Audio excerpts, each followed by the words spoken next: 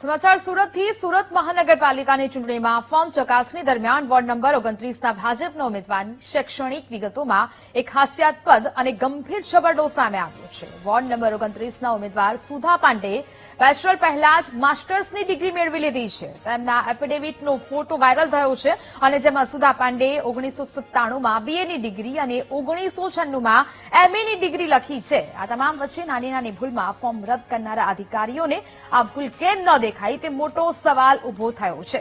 જોકે બાદમાં સુધા પાંડે સ્પષ્ટતા કરી હતી કે તેમના તરફથી એફિડેવિટમાં વર્ષ અંગે ટાઈપિંગ મિસ્ટેક થઈ છે। તો બેચલર પહેલા જ માસ્ટર્સની ડિગ્રી મેળવવાની કળા કોઈ સુધા પાંડેથી શીખે તેવી બાબત અહીંયા સામે આવી છે।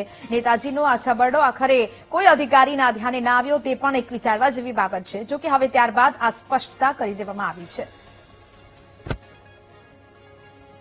એટલે આ ટાઈપિંગમાં ભૂલ છે અને તે વખતે મેં એટલા જોયું નથી કે આમાં શું લખ્યું છે। મને લાગ્યું કે બરાબર છે એટલે મેં આપી દીધું છે। આમાં મારી ડિગ્રી સાચી છે। હું રાની દુર્ગાવતી વિશ્વવિદ્યાલયથી એમએ કર્યું છે અને આમ 99માં હું એમએની ડિગ્રી હાંસિલ કર્યું છે।